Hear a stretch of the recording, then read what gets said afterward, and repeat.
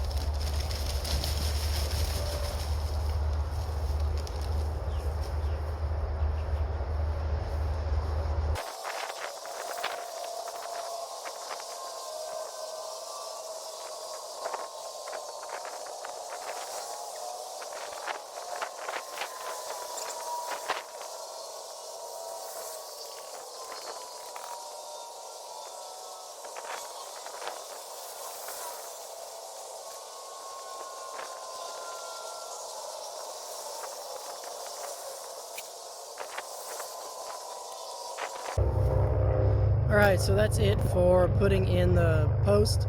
I tried to make it as level as possible. I don't know if it's going to matter that much, but I checked a whole bunch.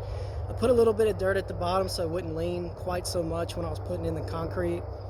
Originally was going to shovel in every scoop, but that little shovel was just built everywhere. So I just dumped it in the front, got that situated, moved around to the back, dumped it in, and then kind of scooped a little bit in the front to cover it up. I did leave about 3 inches of dirt on the top, and that's just in case I want to put anything around it that needs some dirt to live, and I don't have a big dead spot. But that's going to be it for that. Tomorrow we'll get the hose reel out the box, set it up, and this post should be set and ready to hang, so we'll be good to go. Thanks, guys. Alright guys, so I have installed the Eley hose reel outside. I'll show you guys what happened with that. It was a little more difficult than I expected based on others' reviews on YouTube.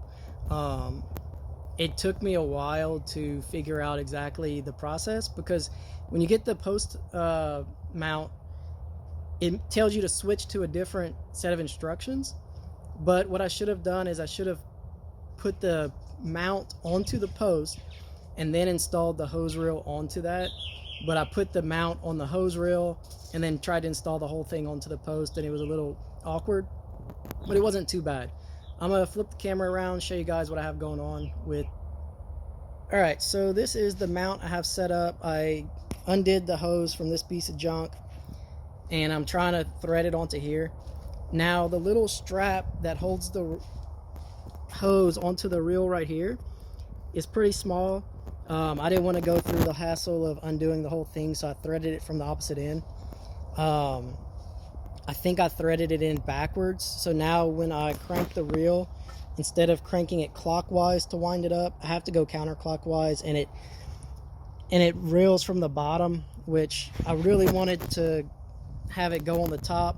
I'm gonna leave this out for a little bit in the sun just to loosen it up a little bit with water in it, so that when I go through, and I think I'm gonna try one more time to fix it, and then we'll go from there.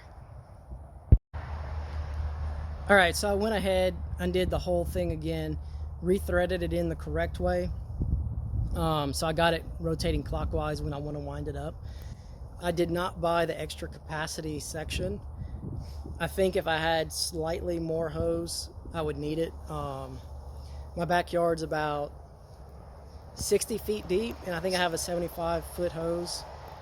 It's either 75 or 100, but it filled up the entire reel. So if you're over 75, you probably might as well just go ahead and get that extra capacity. I'll show you guys what it looks like now. All right, so this is the hose reel. I didn't realize that it had a brake on it. This little black piece here is the brake. You flip it closed when you want the reel not to spin, and you flip it open when you want to pull the hose out. I didn't know how that was going to work. I thought it was, I didn't realize that was on there before I bought it, but it's pretty neat. This here I may need to adjust just so it's not sticking out like that. But overall, pretty nice. Yeah, I'm pretty happy with it. It was a lot easier to reel up than this piece of junk. I would suggest never buy anything on the ground. Just bending over to reel it up is not fun. Now, they said to put your post at 40 inches. I think I went 44. And I would suggest to put the middle of it slightly over 40, just so the handle's not way down and you're not bending over. I'm pretty short, and 40 inches would have been way too low. But yeah, overall, I think it's going to be a good addition to my backyard. It's going to be a lot easier to unwind it. It's way easier to roll it back up. So I think it's going to be a good purchase. I waited over a year before I let myself buy it. So yeah, it's good. I'll let you know if there's any issues in the future when I really start using it this summer. But first impressions, really nice. Thanks, guys.